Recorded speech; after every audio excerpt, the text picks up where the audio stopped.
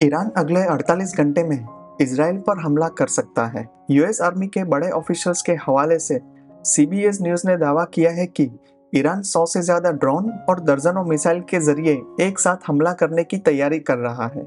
दोनों देशों के बीच तनाव इस हद तक बढ़ चुका है कि यूएस आर्मी के ऑफिशियल्स इजराइल पहुंच चुके हैं।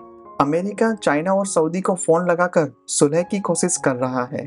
इन सब के बावजूद अगर ईरान ने पलटवार किया तो इजराइल को दो मोर्चों पर एक साथ जंग लड़नी पड़ सकती है। ईरान इजराइल के बीच ये हालात कैसे बने जो अब जंग लड़ने की तैयारी कर रहे हैं?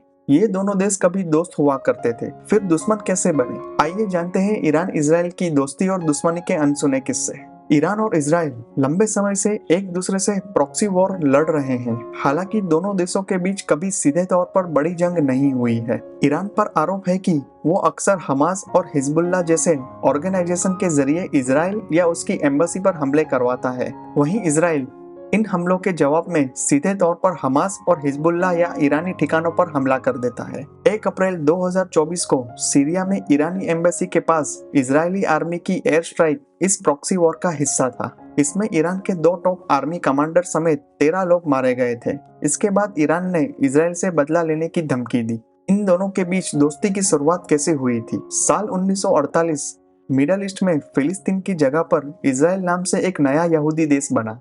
मिडल ईस्ट के ज्यादातर मुस्लिम देशों ने इजराइल को अलग देश के फॉर्म में एक्सेप्ट करने से इनकार कर दिया। उस वक्त तुर्की के बाद ईरान दूसरा मुस्लिम नेशन था जिसने 1948 में ही उसे अलग देश के तौर पर एक्सेप्ट कर लिया। कहा जाता है कि ईरान ने कभी खुलकर इजराइल से दोस्ती का इजहार नहीं किया था। सब कुछ पर्दे के पीछे होता था। दोनों में नजदीकियां तब और भी बढ़ गई जब एक अमेरिकन इंटेलिजेंस ऑपरेशन ने ईरान में अपनी कठपुतली सरकार बनवा दी। दरअसल 15 अगस्त 1953 को जब इंडिया अपना 6th इंडिपेंडेंट डे सेलिब्रेट कर रहा था, तब अमेरिकन इंटेलिजेंस एजेंसी ईरान में एक चुनी हुई सरकार को गिराने की कोशिश कर रही थी। इस काम को अंजाम दे रहा था ईरानियन आर्मी का एक जनरल फजलुल्लाह जाहिदी। इंटेलिजेंस एजेंसी से इस तख्तापलट की जानकारी मिलते ही ईरान के प्रेसिडेंट मोहम्मद मोसादेक अलर्ट हो गए। उन्होंने सरकार के खिलाफ आंदोलन की तैयारी कर रहे दर्जनों लोगों की गिरफ्तारी का ऑर्डर दिया। जैसे ही ईरानियन आर्मी आंदोलनकारियों को गिरफ्तार करने लगी, जनरल फजलुल्लाह जाहिदी देश छोड़कर भाग गए। इस इंसिडेंट के 3 दिन बाद 18 अगस्त 1953 को अमेरिकन इंटेलिजेंस एजेंसी CIA की ओर से एक मैसेज ईरान में अपने ऑफिसर्स को भेजा जाता है। इसमें लिखा था, ईरान के प्रेसिडेंट के खिलाफ हमारा ऑपरेशन फेल रहा। अब हमें इस तरह के किसी भी ऑपरेशन से बचना चाहिए। ईरान में मौजूद CIA के ऑफिसर्स के पास अब 2 रास्ते बचे थे। एक तो ये कि वो जान बचाकर वापस लौट जाए या फिर ईरान की सरकार को गिराने के लिए अगले ऑपरेशन की तैयारी करें। ईरान में मौजूद केविन रोजवेल्ट नाम के CIA के सबसे बड़े ऑफिसर ने यूएस गवर्नमेंट के ऑर्डर को नजरअंदाज कर दिया और वो अगले ऑपरेशन अजाक्स की तैयारी में लग गया। फॉरेन पॉलिसी की रिपोर्ट के मुताबिक अमेरिकन इंटेलिजेंस एजेंसी ने 19 अगस्त को तेहरान में किराए के लोगों की भारी भीड़ जमा कर दी। ये उग्र आंदोलनकारी देश में राजाशाही को एक बार फिर से लाने की डिमांड कर रहे थे। इन्हें वहां के शाही परिवार का सपोर्ट था। रिजल्ट ये हुआ कि मोहम्मद मोसादेक को ईरान के प्रेसिडेंट पोस्ट से इस्तीफा देना पड़ा और चुनी हुई सरकार गिर गई। ईरान की सत्ता शाह रजा पहलवी के हाथ में आ गई। यह पहला मौका था जब अमेरिका ने किसी देश में चुनी हुई सरकार को गिराया था। ईरान में अमेरिका की कठपुतली सरकार के इजराइल से अच्छे रिलेशन थे।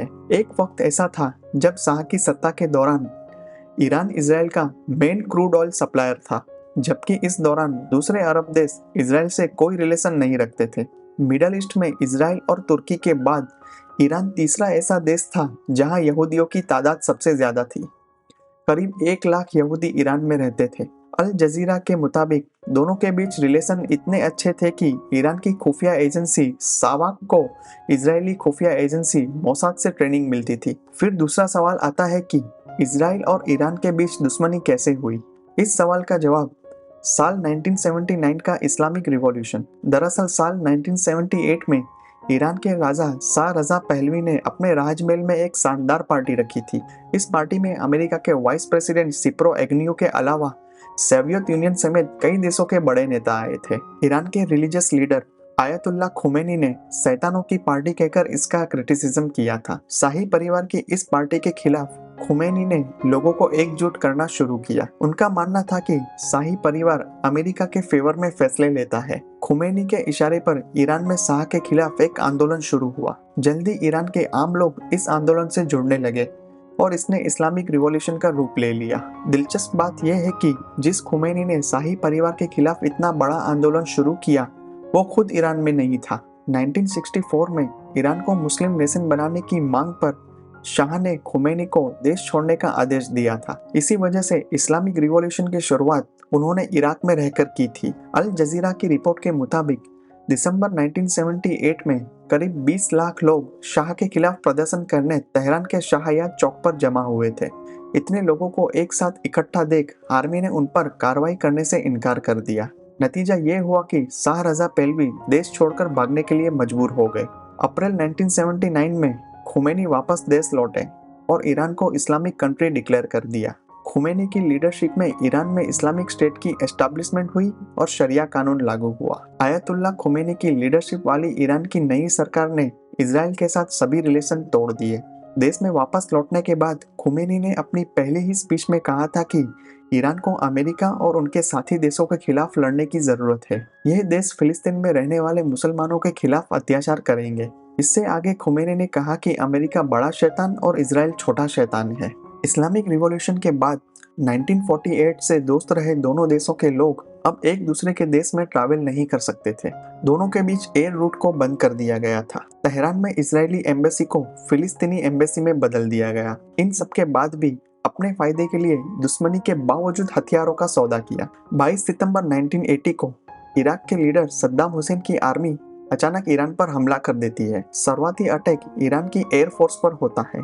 इसके बाद इराकी बटालियन की 6 टुकड़ियां ईरान के खुजेस्तान इलाके में घुस जाती है। साल भर पहले ही 1979 में इस्लामिक रिवॉल्यूशन से निकला ईरान इस जंग के लिए तैयार नहीं था। नतीजा ये रहा कि 2 महीने में ही ईरान के 2 लाख से ज्यादा सोल्जर मारे गए। हालात बिगड़ते देख ईरान पर दबाव बनने लगा कि वो जल्द से जल्द अमेरिकन वेपन जुटाए। American foreign policy magazine Washington report के मुताबिक शाह के वक्त से ही ईरान के पास जो हथियार थे वो अमेरिकन और ब्रिटिश थे। इन्हें चलाने के लिए अमेरिकन मशीनरी का ही इस्तेमाल हो सकता था। इस बीच अक्टूबर में ईरान ने अपना एक डेलीगेशन इजराइल भेजा, जहां एक सीक्रेट डील हुई। नतीजा ये रहा कि 24 अक्टूबर 1980 को ईरान को स्कॉर्पियन टैंक और F-4 फाइटर जेट मिले। इसी दौरान यूरोप से कई जहाज ईरान के चाबहार, अब्बास और बसेहर पोर्ट आए। माना जाता है कि इन जहाजों में हेलीकॉप्टर और मिसाइल सिस्टम थे। इन जहाजों को इजराइल की आर्म्स कंपनी की तरफ से भेजा गया था। दुश्मन देशों के बीच पर्दे के पीछे चल रही इस डील की भनक जल्दी अमेरिका को भी लग गई। उस वक्त अमेरिका में डेमोक्रेट जिमी कार्टर की सरकार थी। कार्टर प्रशासन ने इजराइल को आदेश दिया कि वो ईरान को हथियार सप्लाई करना बंद करे। हालांकि चंद महीनों में ही अमेरिका में सरकार बदल गई। रोनाल्ड रीगन अमेरिका के प्रेसिडेंट बने। अमेरिका ने इस्लामिक रिवॉल्यूशन के दौरान ईरान में बंदी बनाए गए अपने सिटीजन्स को छुड़ा लिया। इसी बीच इजराइल ने प्रेसिडेंट रीगन को ईरान की मदद के लिए तैयार कर लिया। हालांकि किसी को इजराइल, अमेरिका और ईरान के बीच हुई इस डील की भनक तक नहीं लगने दी गई। ये तय हुआ कि अमेरिका सीधे ईरान को हथियार न भेजकर इजराइल के रास्ते भेजेगा। इसका जिम्मा रॉबर्ट मैकफार्लेन नाम के एक अमेरिकन ऑफिसर को सौंपा गया। इजराइल अमेरिका के साथ ईरान की मदद तो कर रहा था, लेकिन इससे बहुत सेटिस्फाइड नहीं था। वजह यह थी कि अमेरिका ने जो हथियार ईरान को बेचने की मंजूरी दी थी वो ऐसे नहीं थे कि जंग का रुख बदल दे। तभी इजराइल ने अपने जासूसों को काम पर लगाया। इजराइल के जासूसों ने फर्जी कंपनी बनाकर ईरान को हथियार दिलाए। 8 मार्च 1982 को अमेरिकन न्यूज़पेपर न्यूयॉर्क टाइम्स में एक खबर छपी। इसमें दावा किया गया कि अमेरिका को जानकारी दिए बिना ही चुपके से इजराइल की इंटेलिजेंस एजेंसी ईरान के लिए हथियार जुटा रही है। टाइम्स को 18 महीने के 100 से 200 मिलियन डॉलर के हथियारों से जुड़े बिल मिले। इनमें आधे से ज्यादा इजराइल की तरफ से अरेंज कराए गए थे। इजराइल की इंटेलिजेंस एजेंसी ने वॉल स्ट्रीट में एक कंपनी खोली थी जिनमें 50 से ज्यादा लोग काम करते थे। इनका काम फर्जी कंपनियों के जरिए अमेरिकन वेपन्स को खरीदकर उन्हें ईरान को बेचना था। जैसे ही खबर छपी, कंपनी को 1983 में न्यूयॉर्क से लंदन शिफ्ट कर दिया गया। इजराइल ने न सिर्फ ईरान को हथियार दिलवाए बल्कि इराक पर हमला भी किया, जिसके लिए उसकी अमेरिका तक ने आलोचना की। ये बात 7 जून 1981 की है। ईरान और इराक के बीच लड़ाई तेज हो चुकी थी। तभी Israeli prime minister Menachem begin ने इराक में बमबारी करने के लिए कई F-16 प्लेन भेज दिए। बमबारी शुरू होने के कुछ ही पलों के अंदर बगदाद में एक इमारत मलबे में बदल गई।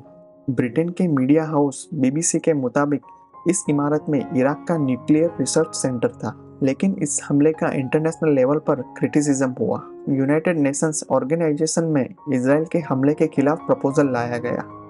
इजराइल के दोस्त अमेरिका तक ने इस प्रपोजल का सपोर्ट किया था। अब सवाल ये है कि ईरान की मदद कर इजराइल को क्या मिला? इराक से जंग के दौरान इजराइल ने ईरान की मदद क्यों की? इसे लेकर कई थ्योरी और किस्से हैं। इजरायली जर्नलिस्ट रोनेन बर्गमन के मुताबिक इसकी दो वजह थी। इजराइल अपनी वेपन इंडस्ट्री के लिए मार्केट बना रहा था। 1979 की क्रांति के बाद दोनों देशों के रिलेशन में खटास आ गई थी। जंग के दौरान हथियार सप्लाई कर इजराइल एक बार फिर ईरान से रिलेशन सुधारना चाहता था। तेल अवीव यूनिवर्सिटी के डेविड मेनाशरी के मुताबिक 1980 के दशक में कोई भी इजरायली ईरान से खतरे को लेकर एक वर्ड तक अपने मुंह से नहीं निकालता था। इसकी एक वजह इराक भी था। उस वक्त सद्दाम हुसैन की लीडरशिप में इराक ज्यादा अग्रेसिव होने लगा था। खबरें ये भी थी कि इराक न्यूक्लियर वेपन हासिल करने की कोशिश कर रहा है। ऐसे में इजराइल ने सद्दाम हुसैन को काउंटर करने के लिए ईरान का सहारा लिया। इराक से जंग के बाद ईरान ने भी न्यूक्लियर वेपन हासिल करने पर काम शुरू कर दिया। इसका खुलासा 2002 में हुआ। अमेरिका ने इसका विरोध किया। अब तक इजराइल भी ईरान को खतरे के तौर पर देखने लगा था। इजराइल किसी भी कीमत पर यह नहीं चाहता था कि मिडल ईस्ट के किसी भी देश के पास न्यूक्लियर वेपन हो। तब से दोनों देशों के रिश्ते खराब होते रहे और धीरे धीरे दुश्मनी में बदल गए।